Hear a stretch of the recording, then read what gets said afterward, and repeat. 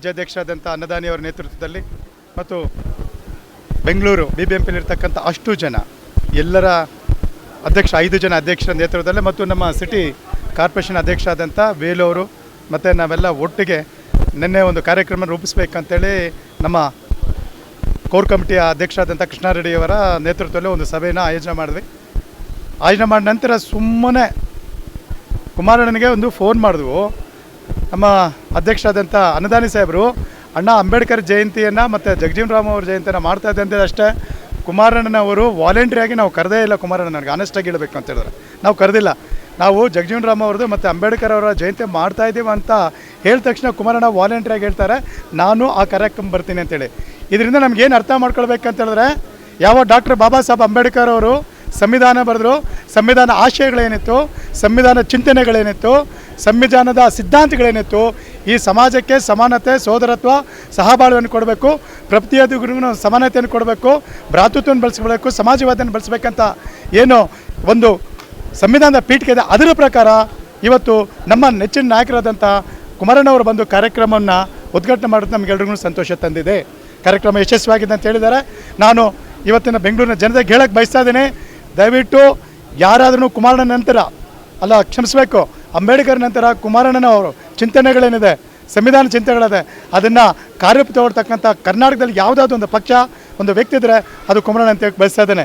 So ಹಾಗಾಗಿ ಮುಂದೆ ಬರ್ತಕ್ಕಂಥ ಚುನಾವಣೆಗಳನ್ನು ವಿಶೇಷವಾಗಿ ಮಹಿಳೆಯರಿಗೆ ಕರೆಯನ್ನು ಕೊಟ್ಟಿದ್ದಾರೆ ಕುಮಾರಣ್ಣನವರು. ಮುಂದೆ 33 ಮೀಸಲಾತಿಯ ಪರಿಕಲ್ಪನೆ ಡಾಕ್ಟರ್ ಬಾಬಾ ಸಾಹೇಬ್ ಅಂಬೇಡ್ಕರ್ ಅವ್ರದ್ದು. ಯಾಕೆಂದರೆ 1952ರಲ್ಲಿ ಏನು ಡಾಕ್ಟರ್ ಬಾಬಾ ಸಾಹೇಬ್ ಅಂಬೇಡ್ಕರ್ ಅಂದಿನ ಕಾಂಗ್ರೆಸ್ ಸರ್ಕಾರದಲ್ಲಿ ಹೆಣ್ಣು ಮಕ್ಕಳ ಸಬಲೀಕರಣಕ್ಕೋಸ್ಕರ ಹಿಂದೂ ಕೋಡ್ ಬಿಲ್ಲನ್ನು ಕೊಡಬೇಕಂತ ಹೇಳಿದ್ರು.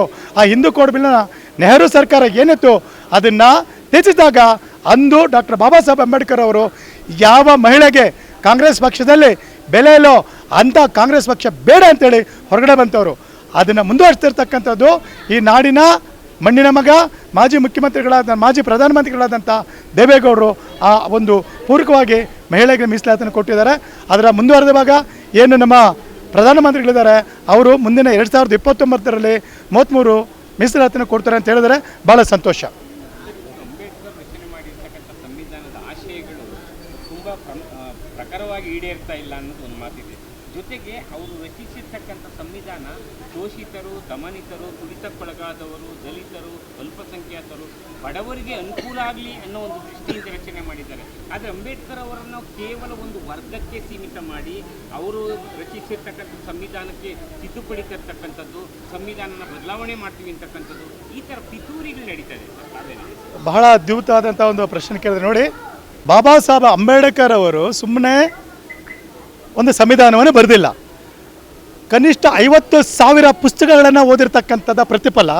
ಮತ್ತು ಚರಿತ್ರೆಯಲ್ಲಿ, ವಿಶ್ವದ ಚರಿತ್ರೆಯಲ್ಲಿ ಯಾರೂ ಸಹ 25,000 ಪುಟಗಳ ಕೈಬರವಣಿಗೆ ಬರೆದಿರಲ್ಲ.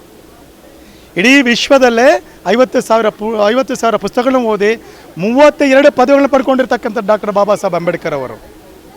32 ಪದವಿಗಳು ಯಾರಿಂದಲೂ ಸಾಧ್ಯ ಇಲ್ಲ. ಅಂಥ ಡಾಕ್ಟರ್ ಬಾಬಾ ಸಾಹೇಬ್ ಅಂಬೇಡ್ಕರ್ ಅವರು ನಮಗೆ ವಿಶ್ವದಲ್ಲಿ ಅತಿ ದೊಡ್ಡ ಒಂದು ಮೌಲ್ಯವಾದಂಥ ಲಿಖಿತ ಸಂವಿಧಾನವನ್ನು ಕೊಟ್ಟಿದ್ದಾರೆ. ಯಾತಕ್ಕೆ ಬಾಬಾ ಸಾಹೇಬ್ ಅಂಬೇಡ್ಕರ್ ಬರೆದಿರ್ತಕ್ಕಂಥ ಸಂವಿಧಾನವನ್ನು ಇಲ್ಲಿವರೆಗೂ ಕೂಡ ಕಾರ್ಯರೂಪಕ್ಕೆ ತಗೊಂಡು ಬಂದಿಲ್ಲ ಅಂದರೆ ಅದು ಮುಖ್ಯ ಕಾರಣ ನಮ್ಮನ್ನು 60 ವರ್ಷಗಳ ಕಾಲ ಆಳಿರ್ತಕ್ಕಂಥ ಕಾಂಗ್ರೆಸ್ ಸರ್ಕಾರ. ಯಾತಕ್ಕೆ ಬಾಬಾ ಸಾಹೇಬ್ ಅಂಬೇಡ್ಕರ್ ಅವರು ಹೇಳ್ತಾರೆ, ಈ ಭಾರತ ದೇಶದ ಚರಿತ್ರೆ ಏನಾದರೂ ಇದೆ ಅಂದರೆ ಅದು ಕಾಂಗ್ರೆಸ್ಗೂ ಮತ್ತು ನನಗೆ ಮಧ್ಯಾಹ್ನ ನಡೆದಿರ್ತಕ್ಕಂಥ ಸಂಘರ್ಷ ಅಂತ ಹೇಳ್ತಾ ಇರ್ತಾರೆ. ಯಾಕಂತ ಹೇಳಿದ್ರೆ ಯಾವ ಬಾಬಾ ಸಾಹೇಬ್ ಅಂಬೇಡ್ಕರ್ ಅವರು ಈ ಶೋಷಿತರ, ದಮನಿತರ, ನಿಮ್ನ ವರ್ಗಗಳ, ದುರ್ಬಲರ, ಅಬಲೆಯರ, ಮಹಿಳೆಯರ, ಕಾರ್ಮಿಕರ ಒಂದು ಉದಾರೀಕರಣಕ್ಕೆ ಅವರ ಶಕ್ತಿ ತುಂಬೋದಕ್ಕೆ ಅವರು ಇಡೀ ಜೀವನ ಪೂರ್ತಿ ಹೋರಾಟ ಮಾಡಿದ್ರು.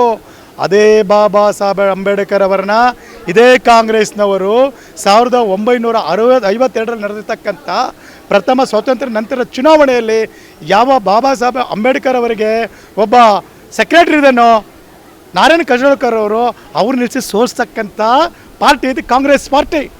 ಅಂಬೇಡ್ಕರ್ ಹೇಳಿದ್ರು Congress is the burning house ಅಂತೇಳಿ.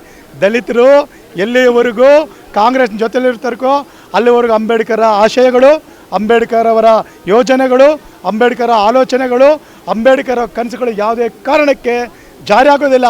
ಅದಕ್ಕೆ ಎಲ್ಲ ನಿಮ್ಮನವ್ರಿಗವ್ರದ್ದು ಕೇವಲ ಬಾಬಾ ಸಾಹೇಬ್ ಅಂಬೇಡ್ಕರ್ ಅವರು ಕೇವಲ ದಲಿತರಿಗೆ ಮಾತ್ರ ಮೀಸಲಾಗದೆ ಈ ದೇಶದ ಶೋಷಿತ ಜನ, OBCಗಳು, ಮಹಿಳೆಯರಿಗೆ ಎಲ್ಲರೂ ಕೂಡ ಭಾರತ ದೇಶದ ಸಂವಿಧಾನದಲ್ಲಿ ಅವರ ಹಕ್ಕುಗಳನ್ನು ಕಾಪಾಡೋದಕ್ಕೆ ಹಕ್ಕುಗಳನ್ನು ಮೌಲ್ಯಗಳನ್ನು ಕೊಟ್ಟಿದ್ದಾರೆ.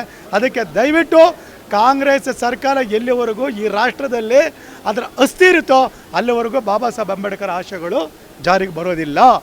ಸಂವಿಧಾನವನ್ನು ಇಡೀ ವಿಶ್ವವೇ ಒಪ್ಕೊಂಡಿದೆ ಸರ್. ಆದರೆ ಎಲ್ಲೋ ಭಾರತ ದೇಶದಲ್ಲಿ ಅಂಬೇಡ್ಕರ್ ಅವರನ್ನ ಕೇವಲ ರಾಜಕೀಯ ವಸ್ತುವಾಗಿ, ಅವರ ಹೆಸರನ್ನು ರಾಜಕೀಯಕ್ಕೆ ಮತ ಬ್ಯಾಂಕ್ ಆಗಿ ಉಪಯೋಗಿಸಿದ್ದಾರೆ ಎಲ್ಲ ಪಕ್ಷದವರು ಅಂತ ಒಂದು ಆರೋಪ. ವಿಶೇಷವಾಗಿ ಮತ ಬ್ಯಾಂಕಾಗಿ ಉಪ್ಸ್ಕೊಂಡು ಬಂದಿರತಕ್ಕ ಸ್ವಾತಂತ್ರ್ಯ ಅಂತ ಕಾಂಗ್ರೆಸ್ ಪಾರ್ಟಿನ ಮಾತ್ರ. ಅವರ ಫಲಾನುಭವಿಗಳು, ಕಾಂಗ್ರೆಸ್ ದಲಿತರ ಫಲಾನುಭವಿಗಳು, ದಲಿತರಿಗೆ ಸ್ವಾತಂತ್ರ್ಯ ನಂತರ ಏನು ಡಾಕ್ಟರ್ ಬಾಬಾ ಸಾಹೇಬ್ ಅಂಬೇಡ್ಕರ್ ಮೀಸಲಾತಿ ಕೇಳಿದ್ರು, ಅವ್ರು 10 ವರ್ಷಗಳ ಕಾಲ ಮೀಸಲಾತಿ ಕೇಳಿದ್ರು. ಮೀಸಲಾತಿ ಅನ್ನೋದು ಊರುಗೋಲು ಅಷ್ಟೇ ಅಂತ ಹೇಳಿದ್ರು.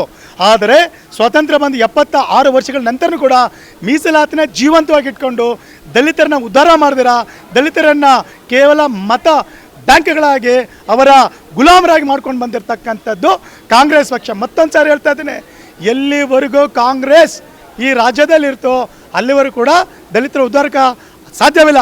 ಅದಕ್ಕಾಗಿ ನಾನು ದಲಿತರ ಕರೆ ಕೊಡ್ತಾ ಇದ್ದೀನಿ, ನೀವು ಕಾಂಗ್ರೆಸ್ ಸಂಪೂರ್ಣ ತಿಳಿಸಿ. ಇವತ್ತು ಏನು ಡಾಕ್ಟರ್ ಬಾಬಾ ಸಾಹೇಬ್ ಅಂಬೇಡ್ಕರ್ ಆಶಯಗಳೇನಿತ್ತು, ಸಮಾನತೆ, ರಾಜಕೀಯ ಸಮಾನತೆ, ಆರ್ಥಿಕ ಸಮಾನತೆ, ಶೈಕ್ಷಣಿಕ ಸಮಾನತೆ, ಮೀಸಲು ಸಮಾನತೆ ಕನಸ್ಕೊಂಡಿದ್ರು, ಆ ಕನಸನ್ನು ನನಸು ಮಾಡಿದ್ದು ಇವತ್ತಿನ ಆಧುನಿಕ ಭಾರತದಲ್ಲಿ ಸ್ವಾತಂತ್ರ್ಯ ನಂತರ ದೇವೇಗೌಡರು ಮಾತ್ರ. ದಯವಿಟ್ಟು ಇದನ್ನು ಜನ ಸೂಕ್ಷ್ಮವಾಗಿ ತಿಳ್ಕೊಳ್ಬೇಕು. ನೀವು 92ರಲ್ಲಿ ಏನು ಕ್ಷಿಪ್ರಕ್ರಾಂತಿ ಆಗ್ತದೆ ರಾಜ್ಯದಲ್ಲಿ, ಇವತ್ತು 92ರಲ್ಲಿ ತಾವು ಹೇಳಿದ್ರಿ ಇಡೀ ಒಕ್ಕಲಿಗರ ಬಂಧುಗಳು ದೇವೇಗೌಡರು ಮತ ಹಾಕಿದ್ರು. ಅವರು ಮುಖ್ಯಮಂತ್ರಿ ಆಗೋದಕ್ಕೆ ದೇವೇಗೌಡರು ಮುಖ್ಯ ಕಾರಣ ಆಗಿದ್ರು. ಆದರೆ ದೇವೇಗೌಡರು ಏನು ಮಾಡಿದ್ರು, ಇವತ್ತು ಯಾವ 1% ಇದ್ರು ಸಿಂಧ್ಯಾ ಅವ್ರನ್ನ ಮಿನಿಸ್ಟರ್ ಮಾಡಿದ್ರು. ಯಾರು 3-4% ಇದ್ರು ಅವ್ರನ್ನ ರಾಜಕೀಯಕ್ಕೆ ತೊಗೊಂಡು ಬಂದರು. ಇದು ಕೇವಲ ಅವ್ರನ್ನೆಲ್ಲ ಕುಂಟಬೈರೇಗೌಡರು ಆಗಿರ್ಬೋದು, ಬಚ್ಚೇಗೌಡರು ಆಗಿರ್ಬೋದು, ಇಬ್ರಾಹಿಂ ಆಗಿರ್ಬಾರ್ದು, ಅವರಿಗೆ ರಾಜಕೀಯ ಸಮಾಧಾನ ಹಂಚಿ ಒಂದು ಕ್ರಾಂತಿಕಾರಿಯನ್ನು ತಂದಿರತಕ್ಕಂಥದ್ದು ಅಂಬೇಡ್ಕರ ಕನಸು ಯಥಾವತ್ತಾಗಿ ಜಾರಿ ಬಂದಿರತಕ್ಕಂಥದ್ದು ನಾವು ಮನೆ ಕಾಣಬೇಕಾಗಿದೆ. ಅಂಬೇಡ್ಕರ್ ನಂತರ ಮಾಜಿ ಪ್ರಧಾನಿ ದೇವೇಗೌಡರು ಒಬ್ಬ ಸೋಷಿಯಲ್ ರಿಫಾರ್ಮರ್, ಒಂದು ಸಾಮಾಜಿಕ ಪರಿವರ್ತಕರು. ಅಂಥ ಪಾರ್ಟಿಗೆ ಮತ ಹಾಕಿದಾಗ ಮಾತ್ರ ನಾವು ಬಾಬಾ ಸಾಹೇಬ್ ಅಂಬೇಡ್ಕರ್ ಕಂತಂಥ ಕನಸುಗಳು ನನಸಾಗುತ್ತೆ ಅಂತ ನಾನು ಈ ಟೈಮಲ್ಲಿ ಹೇಳಕ್ಕೆ ಬಯಸ್ತಾ ಇದ್ದೇನೆ.